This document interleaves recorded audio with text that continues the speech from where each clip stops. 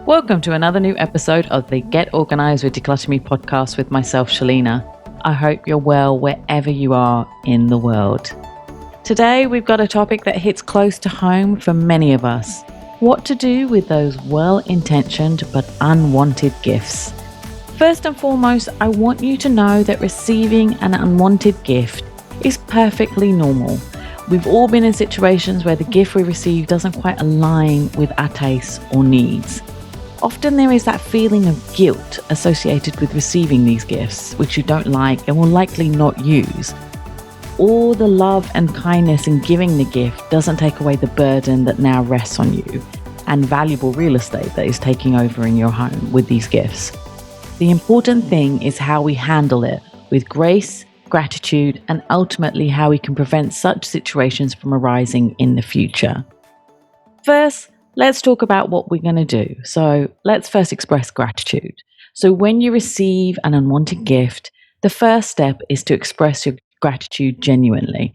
Remember, someone took the time to select and give you a gift, and their intention was to make you happy. So offer your thanks with a warm smile and appreciation.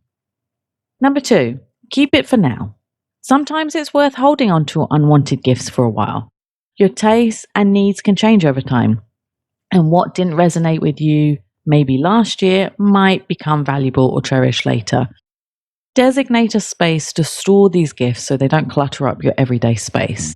However, if it is taking up valuable real estate in your home and there is not much likelihood of your taste changing in the next few years, let it go.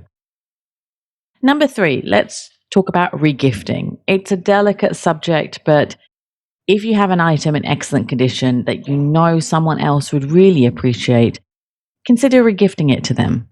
Ensure you remove any personalized notes or tags that may indicate it was originally meant for you, and also make sure that the original gift giver never finds out you regifted it, and also that the recipient doesn't know that it's a regift as well. Regifting can be a thoughtful way to share the joy, and especially if it's for someone who will actually love it, appreciate it, and use it. So only give it to someone who will appreciate it much more than you would. Next, donate it. So another wonderful option is to donate unwanted gifts to charities, shelters, or organizations that can put them to good use. Your unwanted gift might bring happiness to someone less fortunate. It's a beautiful way to make a positive impact. I often advise clients to donate the unwanted gifts that they have received over the years and kept them with guilt. Giving it to someone who's less fortunate can help alleviate the guilt and also get the stuff away from your house. Next, sell or trade it. So if the gift has a significant value, you can explore online platforms like eBay, Craigslist, Luxury Closet to sell it. Alternatively, consider trading it for something you genuinely desire. Numerous online communities and apps facilitate item exchanges, which promotes sustainability as well. Another option is to do a DIY upcycle. Get your creative juices flowing by transforming an unwanted gift into something new and useful. For instance, turn an old sweater into a cozy blanket, or repurpose a decorative item into something that suits you better and suits your style. This is great for someone who is creative and finishes their projects. I am neither, so I tend to not use this option. Another thing to do is to exchange it. So some stores offer exchange policies without a receipt. If the gift giver was really lovely and included a gift receipt, you might be able to exchange the item for something you prefer. It's worth checking the store's policy to find out how they deal with returns and exchanges, and make sure you return it as soon as possible. Another option is to regift it forward. So consider organising a regifting party with friends and family. Everyone brings their unwanted gifts and it creates fun, and it's a sustainable way to share the love and find a new home for these items. If the gift does hold sentimental value but doesn't quite fit your style, consider incorporating it into your home decor or life in a way that reminds you of the person who gave it to you. This way, you retain the sentimental connection while making it a part of your life. Now, let's also address the idea of preventing unwanted gifts in the future. While it may seem daunting, open and honest communication is key. Here's what you can do. First, communicate your preferences.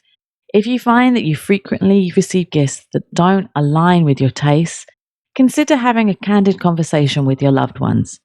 Let them know your preferences or suggest alternative gift ideas that resonate better with you. Remember, it's not about material possessions, but about the thoughtful gestures. Suggest experiences. So encourage the idea of giving experiences rather than physical gifts. Experiences like a spa day, cooking class, or concert tickets can create lasting memories and reduce the chances of receiving unwanted gifts. I have a close friend of mine, and we do go for spa days every month, nearly every month. And our presents are to each other a spa day. So we'll pay for each other's spa day when it's at their birthday instead of going halves. So it's known, this is what we're going to do, and we're not going to clutter each other's life with gifts that we won't want. We want to spend time together. We want to go on a spa day. So we'd rather do that. Another thing that I love doing is asking for vouchers. So since my 20s, so that's 20 years ago, I have asked friends and family members to give me gift vouchers from Selfridges. At that time, people thought I was crazy, but the rare times friends actually listened to me and gave me the vouchers, it would be the best present ever. I would be so happy. I could go to my favorite store and buy what I wanted. Since then, I have continued that tradition even whilst living in Dubai. And thankfully, because of this business, my friends and family now understand that I don't want the clutter. I just want vouchers, or I just want money. I can use that to go buy what I really, really want, which is usually a handbag. So if you're like that, like me as well, who wants to buy the stuff themselves, tell people to give you money or to give you vouchers. It's so much better. And if you specifically, if you ask for, say, vouchers from a specific store, then you get all these vouchers. You can, collate them all together and buy what you actually want to buy. Another idea is to create a gift registry for special occasions like birthdays or weddings. This way you can get your loved ones and your friends to buy you what you actually want because it's on the gift registry. This is actually a really good idea as well for kids, because I know that a lot of you with kids get presents that you don't want your kids to play with, or you've already got it and it gets annoying and then you have to go return it. So if you have a gift registry, you can say specifically what you want to come into your house and make sure that it's actually purchased, so that you don't have to deal with unwanted gifts.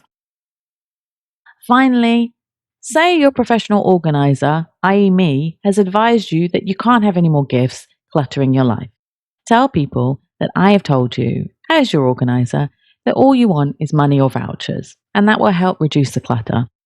So in conclusion, handling unwanted gifts with grace and creativity can turn an awkward situation into an opportunity for a positive change. Remember that the intention behind the gift is what truly matters. And by communicating your preferences, you can ensure that future gift-giving experiences are both thoughtful and meaningful. That wraps up today's episode of the Get Organised with DeCluttr Me podcast. I hope you found these tips on managing unwanted gifts insightful and helpful. Don't forget to subscribe to our podcast for more organisation and decluttering advice. Until next time, stay organised and stay happy. Bye.